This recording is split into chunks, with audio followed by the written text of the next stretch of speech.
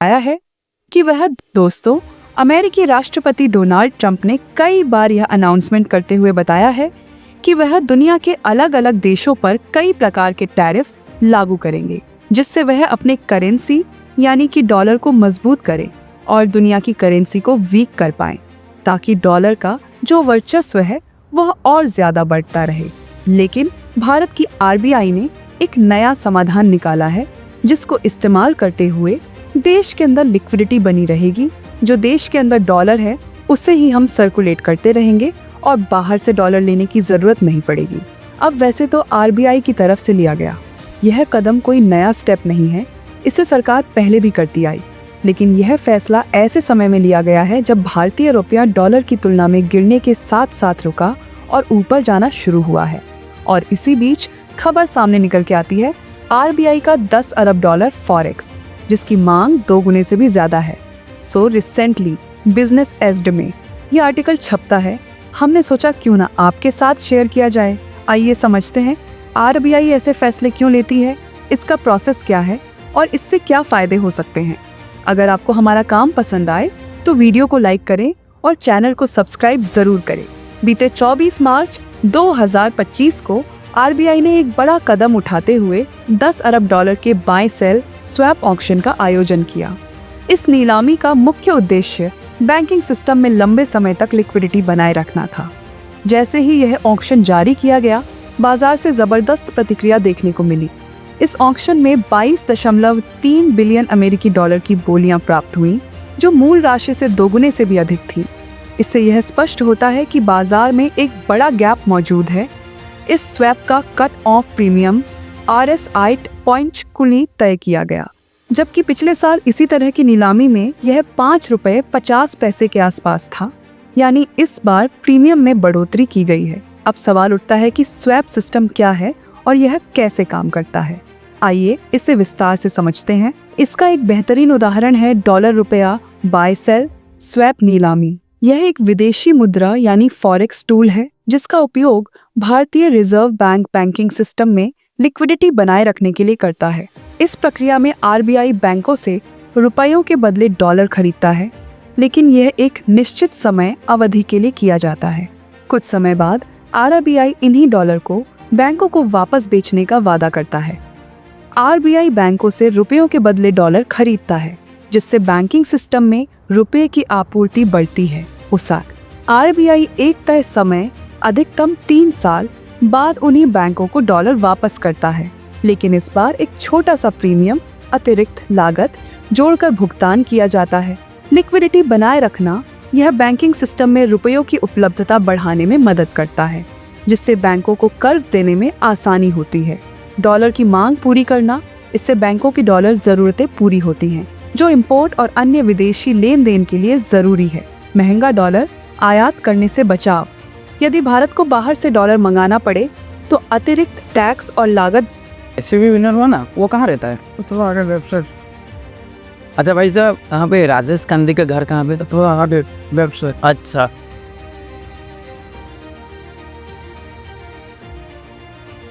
करने से बचाव। यदि भारत को बाहर से डॉलर मंगाना पड़े तो अतिरिक्त टैक्स और लागत बढ़ सकती है। इसलिए अपनी मौजूदा विदेशी मुद्रा का सही उपयोग करना फायदेमंद होता है। जो मौजूदा डॉलर भंडार हमारे पास है उसे ही सर्कुलेट किया जाए, यही इस स्वैप सिस्टम का मुख्य उद्देश्य है। अगर यह प्रक्रिया अभी भी पूरी तरह समझ नहीं आई तो इसे एक सरल उदाहरण से समझते हैं। मान लीजिए आरबीआई 10 अरब डॉलर का स्वैप ऑक्शन आयोजित करता है, जिसे हम टेंडर या बोली कह सकते हैं। बैंक 10 अरब डॉलर के बदले आरबीआई को रुपए देते हैं। 3 साल बाद बैंक वही 10 अरब डॉलर आरबीआई को वापस करते हैं, लेकिन इस बार एक छोटा सा प्रीमियम जोड़कर। उदाहरण के लिए, अगर इस स्वैप पर 1 करोड़ रुपए का प्रीमियम तय किया गया है तो बैंक 10 अरब डॉलर प्लस 1 करोड़ रुपए का प्रीमियम जोड़कर 1 करोड़ रुपए वापस करेंगे। आरबीआई ने इस साल 10 अरब डॉलर का स्वैप ऑक्शन 3 साल की अवधि के लिए आयोजित किया है, जो 2028 में पूरा होगा। इसका मुख्य उद्देश्य बैंकिंग सिस्टम में लिक्विडिटी कम करना और लोन उपलब्धता को बढ़ाना है। हालांकि पिछले कुछ महीनों में आरबीआई को बड़ी चुनौतियों का सामना करना पड़ा। दिसंबर 2024 से मार्च 2025 के बीच बैंकिंग सिस्टम में नकदी की भारी कमी बनी रही। मार्च 2025 में दैनिक औसत नकदी घाटा 1.6 लाख करोड़ रुपए था, जो 21 मार्च तक बढ़कर 2.6 लाख करोड़ रुपए हो गया। इस कमी को दूर करने के लिए आरबीआई ने कई उपाय अपनाए, जिनमें ओपन मार्केट ऑपरेशंस OMO और स्वैप सिस्टम शामिल हैं। आरबीआई ने लंबी अवधि के लिए OMO अपनाया और स्वैप ऑक्शन का आयोजन किया, जिससे सिस्टम में लिक्विडिटी बढ़ाई जा सके। जब आरबीआई ने इस ऑक्शन को जारी किया तो इसे 325 बोलियां प्राप्त हुई, जिनमें से 96 बोलियों को स्वीकार किया गया। मांग 2.23 गुना अधिक रही, जिससे साफ होता है कि देश में लिक्विडिटी बढ़नी चाहिए और बैंकों में इसे लेकर उत्साह देखा गया। जैसा कि हमने पिछले वीडियो में बताया था, भारतीय रुपये में थोड़ी मजबूती देखी गई। 24 मार्च 2025 को रुपया 31 पैसे बढ़कर 85.93 पर बंद हुआ। यह 2025 में अब तक के घाटे की भरपाई करने का संकेत देता है। दिन के दौरान रुपया 85.9 से 9.1 पर बंद हुआ, छूकर 85.67 पर बंद हुआ। यह 7वें सत्र था जब रुपये की गिरावट को रोका गया और उसने ऊपर जाना शुरू किया।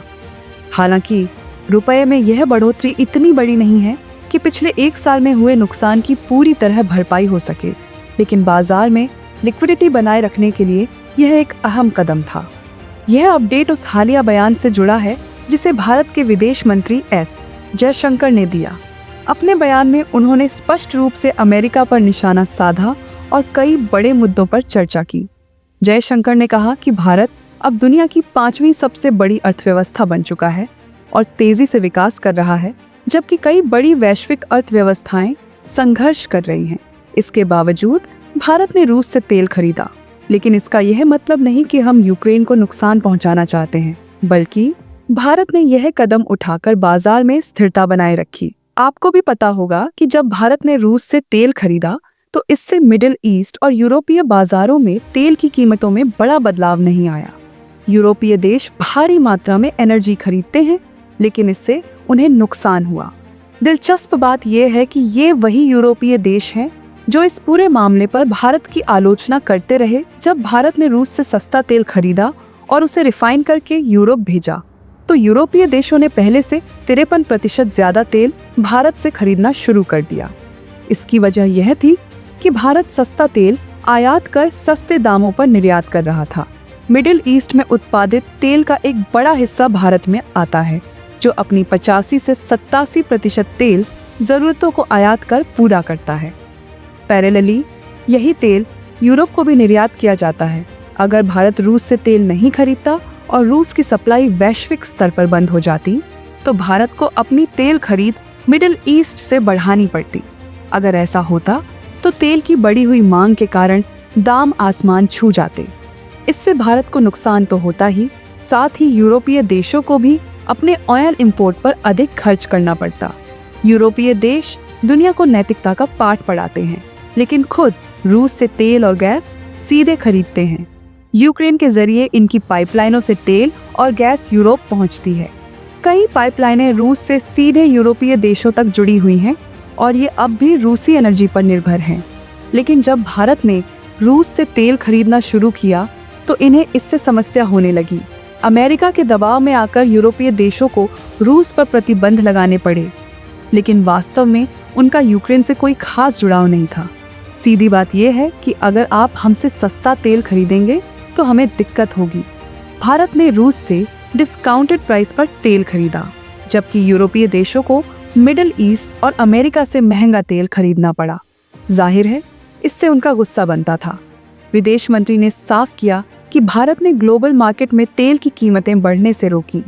साथ ही भारत रिन्यूएबल एनर्जी और अन्य विकल्पों पर काम कर रहा है ताकि भविष्य में तेल आयात को कम किया जा सके। इन दोनों खबरों पर आपका क्या विचार है, हमें कमेंट्स में बताएं। भारत से जुड़ी ऐसी और वीडियो पाने के लिए वीडियो को लाइक करें और चैनल को सब्सक्राइब करें